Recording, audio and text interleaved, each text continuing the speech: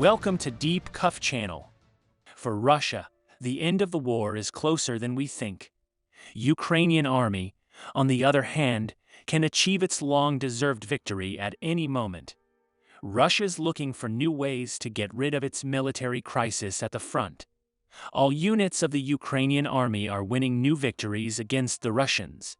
Especially the last event that took place in the port of Novorossiysk has an important place in world history. Putin is extremely worried about the situation on the front. Will Russian missiles be enough to carry out the massive winter offensive? British intelligence has released a brand new operation report. There are very interesting details. Crimea may soon become Ukraine's. All the attention of the world is on the territory of Ukraine right now. News from the front shows that the intensity of the war has increased.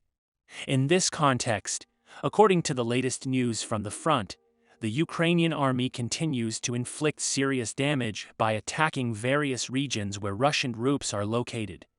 Accordingly, in just the last 24 hours, the Russian army lost 400 soldiers, 3 tanks, 12 artillery systems, and 2 multiple rocket launcher systems. These losses were announced after the air-supported missile attacks carried out by the Ukrainian army in the southern region. Russian President Vladimir Putin and Kremlin officials made serious operational decisions after the latest news from the front.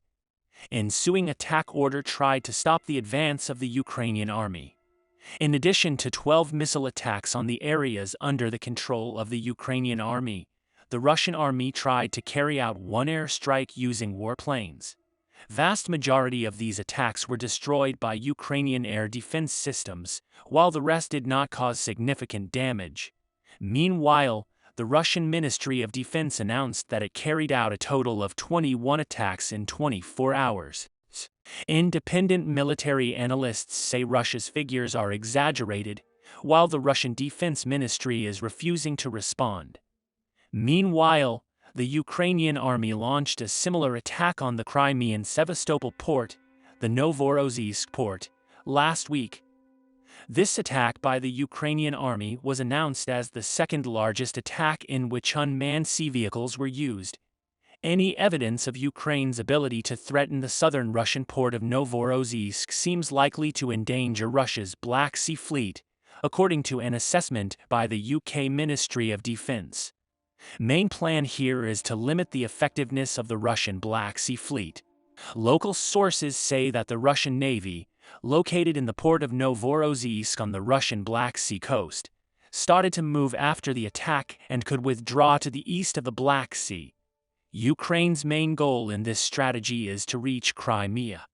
Because the Russian Black Sea Fleet was responsible for the protection of Crimea since the beginning of the war, it was very difficult to counter these ships, as the Ukrainian army did not have a navy.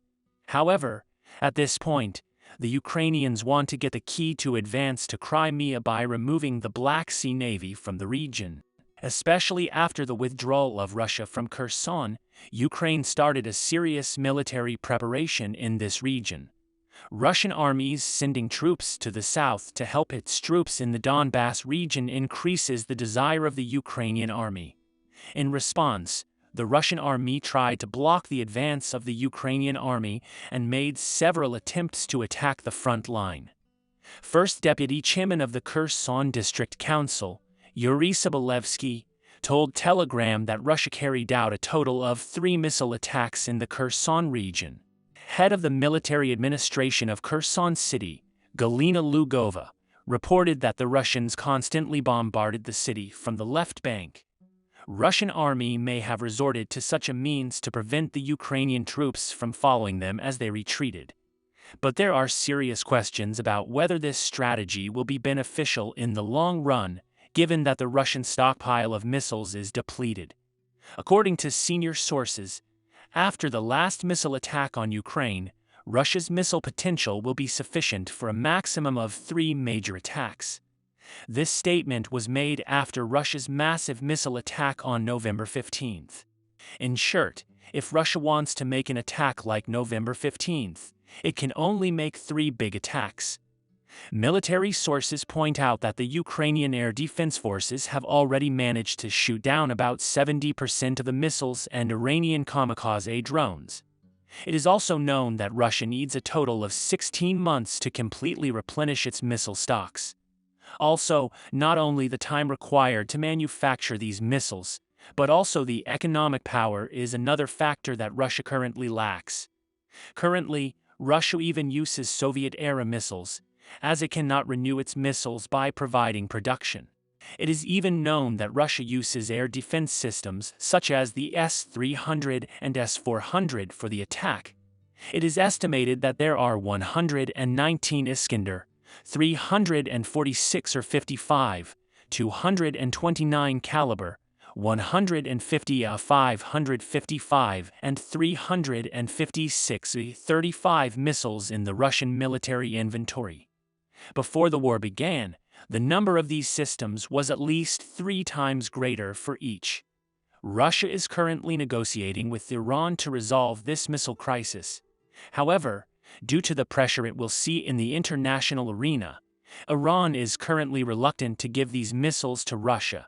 Meanwhile, panicked by a nightmare scenario in Crimea, Putin's officials claim that he is allegedly secretly mobilizing troops and that Russia's control over the peninsula is unshakable. Russian Deputy Andrei Gurulyov reportedly warned Moscow on Sunday against Ukraine and the North Atlantic Treaty Organization launching military action against Crimea. Viktor Bondarev, chairman of the Federation Council's Defense and Security Committee, made some statements on Monday to calm fears that Ukraine could pursue Crimea. Ukraine does not have the firepower to take back Crimea. We don't have to worry about this region, Bondarev said. Ukrainian President Volodymyr Zelensky and his administration have warned for months that Ukraine will work to retake Crimea from Russia. But newly mobilized soldiers in the Russian army learned not to trust the authorities, especially after the Russian troops fled from Kherson. In fact, one of Zelensky's advisors, Mikhailo Podolyak, warned Russia that a Russian retreat in Crimea, as in Kherson, was imminent. Russia's ruler of Crimea even asked his troops in the region to build new defensive lines, fearing a Ukrainian attack would come. These defense lines and the depletion of Russian missile stocks could enable the Ukrainian army to reach Crimea quickly, because Russia is not in a position to resist a strong counterattack by Ukraine. On the other hand, the Ukrainian army continues to keep its defense inventory at a high level thanks to the support provided by Western countries. Finally, the exact type of brimstone missiles used by the Ukrainian armed forces since May has emerged with the transfer of the new military aid party from the UK to Ukraine.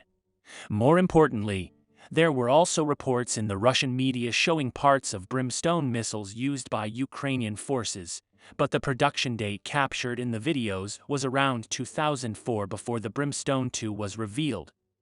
Brimstone 2 has a wider firing range, improved warhead and guidance system compared to the original version of the missile. Standard Brimstone flies 12 km when launched from a helicopter and 20 km when launched from a jet, while the second generation has a range of 40 and 60 km, respectively. It causes a crisis for Russia, especially since the guided missile enables it to reach its target intelligently. I gladly follow the progress of the Ukrainian army. Victory to Ukraine. We will continue to monitor the world and especially Ukraine. We'll see what happens in the next few days. We have reached the end of another video. You can support us by liking the video. You can easily follow new videos by subscribing. I wish you all a war-free day. See you.